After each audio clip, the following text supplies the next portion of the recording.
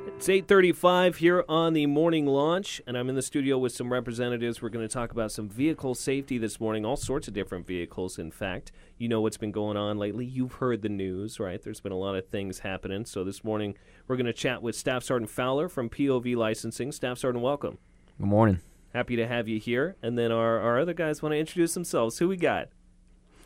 Good morning. This is Joey Arakaki from Motorcycle Safety. Also, happy to be here. All right, good to go. And Pat Yamashiro, also from Motorcycle Safety. I love the enthusiasm this morning, gentlemen. I love it. It's a lot of fun. So, Staff Sergeant Fowler, we're going to start with you. You work at POV Licensing, so obviously you deal with vehicle safety quite a bit, making sure that people are informed about what the proper things to do on the road are. And there's some specific ones we wanted to talk about this morning. What do you got for us? So today we were going to cover over the following distances for when you're out about driving around. Also, the effects of distracted driving and some maintenance considerations that you need to go ahead and look at your vehicle. Okay. Let's start with following distance. Is there some kind of specific formula that you need to follow when it comes to that? So when it comes to how fast you're driving, what you want to use is a 3 to 4 second rule. So what that means is when you're actually behind another vehicle and they pass a solid object, once they pass that object, count 3 to 4 seconds from there, and then you should be going ahead and reaching that same object. And that way, if the vehicle in front of you stops, you'll have enough time to identify that they stopped, and then you won't be able to actually hit them. A lot of people like to use a lot of different rules, right? They'll use like the lines on the road, like, hey, make sure you're at least X amount of lines, or like depending on the speed, they'll be like, okay, 50 kilometers an hour means you need to be like 50 feet behind. But that's a pretty good solid rule of thumb, the 3 to 4 second rule, right? Right. It's universal. I mean, unless you have a calculator and a math degree, this is really the easiest way for everyone to figure it out. Well, that plays right into distracted driving. Put your calculators away, man. Exactly. You don't need those. You don't need the abacus out. You need to be focusing on the road, right? Right, exactly. And when it comes to following distance, obviously there are a lot of different types of vehicles. Some might be equipped with better brakes than others. Some might have different maneuverability than others. So you should really give yourself extra time just in case something's going on with that vehicle that you don't know about, right? Exactly. So one of the safety considerations you definitely want to think about is if you are following behind a vehicle or a motorcycle. So a motorcycle has the ability to stop a whole lot faster than a regular car does. So you want to give them the most space so that way they can go ahead and stop and turn, and then you won't hit them. Okay. All right. Make sure you're doing all that. That's definitely good information to have. Now, Staff Sergeant, in POV licensing, I imagine you hear a lot about like some of the things that happen around the island, like any traffic violations that might happen, and then you incorporate that into what you're letting people know, right? Right. So one of the things that the safety office does is we actually run the remedial driver's course. So if a person gets into an accident or receives a speeding ticket or a DUI or some sort of infraction, every month we have the remedial driver's course, so they come down there, and we actually use those type of situations to broaden the spectrum of the training. Do you ask people what they're in there for? Like prison, like, wait, what did you get sent in for? That's usually the first 20 minutes of the class. And people telling you, what's the craziest thing you've ever heard that somebody had to go to that class for? Like the weirdest thing, like distracted driving that someone has ever done? Probably. There was one that actually hit a Japanese police vehicle. Whoops! Because they were texting and driving. That's about the worst vehicle. I mean, getting in any kind of crash is bad, but if you're texting and driving and you hit a cop car, it's bad news. Bad news bears. I'm glad that there's nothing too crazy. That means you guys are doing something right. Everybody's okay. So distracted driving can be any manner of distraction. It's not just, texting and driving is a huge one, or talking on the phone and driving, but being distracted at all, daydreaming and not thinking about the road, that could be considered distracted driving, right? Right. So driving in itself is really a three-part deal, whether it's physically, you need to have your hands on the wheel. Mm-hmm. Visually, you need to have your eyes open and actually seeing the things that are going on around you. And then mentally, you need to actually be mentally in tune with the things that are going on and the actions that you need to take. But if you're emotionally distraught, it's going to be really hard for you to do that. Right. And a lot of people listening might be like, come on, man, like I know these things. This is all common sense stuff. Well, things keep happening, and that's why we're talking about it, right? It's got to be in the forefront of your mind because it's a marathon, not a sprint. You have to be focused 100% of the time on the road. That's correct. All right, so vehicle maintenance, that's a big one that I think a lot of people overlook. You might think, oh, I'm only going to be in Okinawa for a couple of years or 3 years or whatever the case is. I don't need to maintain my vehicle that well, and that can lead to a whole host of problems, right? Well, that's right, because we're only here for maybe 2 years, 3 years, and then what ends up happening is you have a vehicle that has a JCI. JCIs due every 2 years. So rather than getting your vehicle up to par, you either sell it or you PCS off the island and the JCI doesn't get done, or you buy a vehicle that the JCI is about to get due. One of the things that really gets overlooked is the condition of your tires. Right. So here on the island, it's really, really a big issue. One, because it rains so much and we're about to go into rainy season. Yep. The way the roads are constructed here with the limestone that's in the roads makes it really, really slippery. So if you don't have good tires, what's going to end up happening is you're going to more than likely lose control of your vehicle during the rainy season. You're going to end up hydroplaning, and that's not going to be a very fun experience. The worst. And there's a lot of roads out there where water can pool up in certain situations. So you're like testing the roads out when you first get out there from your house. You're like, oh, it's good. And then you turn around a corner, and next thing you know, you're a couple of inches deep in water, and that's when that hydroplaning can occur, right? Right.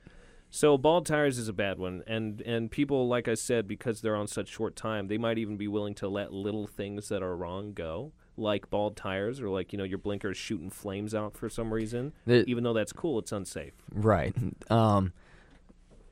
Especially brake lights for some reason. You drive around the island and just look at the back of people's cars. Usually cars come with 3 brake lights. Most cars only have 1 or 2 working. Right. And that's a really bad thing because if you have somebody following behind you, they're looking at those brake lights, you hit the brakes and your lights aren't working, more than likely they're going to end up smacking in the back of you. Right. And if you have any questions at all about anything regarding vehicle safety, vehicle maintenance even, I'm sure you guys would be willing to answer questions on. It's much better for folks to call you up and seek you out versus seeing you in there in that remedial class, right? Phone lines are always open in our office. Okay. And how can people get in contact with you? So we're on Camp Foster. If you just call 645-3183, you'll end up getting myself or Staff Sergeant Rudolph. All right. Good stuff. Thank you so much for sharing with us this morning. It's good information. We look forward to chatting with you again. Thank you. Now, Pat and Joey, you guys here to talk about a little bit motorcycle safety this morning. One of the biggest things, it seems like, is making sure that you're properly trained, right? Oh, yeah, definitely. You got to have the training. That's the foremost. And we got a wider audience here. Got folks coming to Okinawa, been riding in the States, already trained. Yeah, they think they're good to go, right? And we also got a good population of folks that are maybe learning to ride and start riding here in Okinawa as well. So there's a lot of different experience levels out there on the road. Correct. But of course, no matter how experienced you are, making sure you're all trained up and staying on top of that is of the utmost importance, right? Oh yeah, definitely. And we also have different levels of training that we offer. So whether you're new to riding or been riding, so we got advanced training as well as actually what we started recently was the level 3 training as well. So we'd like to talk a little bit about that as well. Absolutely. So tell me about the different classes you guys offer or courses that are out there for our motorcycle riders. Yeah, for our weekly, monthly offerings, we offer the what we call the Basic Riders Course. A lot of folks know that as a BRC. And that's for entry-level novice riders. That's the target audience. Or it could be riders that's been riding, but maybe never, self-taught, never been trained before. Or it's been a couple years since you've gotten on a bike, right? You want a little refresher. Correct. So, that's an entry-level, formal training that could start the rides. Cool. And that's the most basic one. Do you guys offer that like weekly, monthly? How's that work? Yeah, on a weekly basis, mostly we train about 3 to 4 classes a month, depending on, the weeks of the month there. But it's quite often on a frequent basis on our quarterly training schedules. Okay, very cool. Now, you mentioned that's the basic one, and then you were talking about level 3 earlier, so I assume level 2, that's like the intermediate course? That is correct. Okay. And intermediate training, it's also mandated for active duty riders. Okay. Yeah, not so much for, civilians or family member, but... Still a good idea. Oh, definitely. If you want to be safe, right? If you want to know what you're doing. Correct. Because the training helps with readiness, so you know what to do, get that muscle memory built in. So Right. you're not, looking for things to do, but you already know what to do, especially if you have to make evasive maneuvers. Very cool. And then that level 3, that's that advanced training when you've been riding for quite a while, right? Correct. It also refreshes for the 3-year refresher training requirements. Mm-hmm. So for riders that's already been through level 1, level 2 training, that'll be the next step, taking a level 3 rider training, and then also refresh themselves on frequent basis.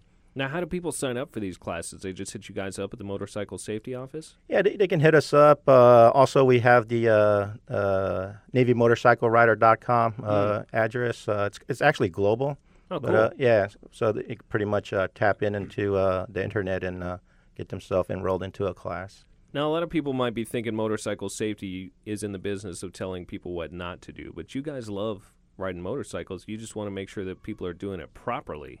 Yeah, of course. So if we tell riders something not to do, we also got to tell them what to do. So Right. definitely, that's where we come in as trained, coaches to be able to see, kind of show the way so that the riders will know what to do.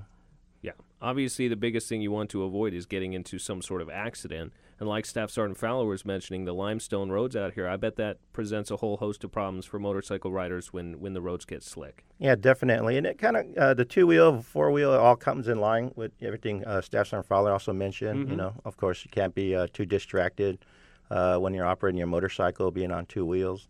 The safe distance and all that, it all comes into play. You got to double your distance with motorcycles, right? Because those things, it takes a little bit longer for them to stop. Is that right? Well, yeah, but at the same time, the motorcycle is a lot more maneuverable. Mm-hmm. Yeah, so, you got the pros and cons there.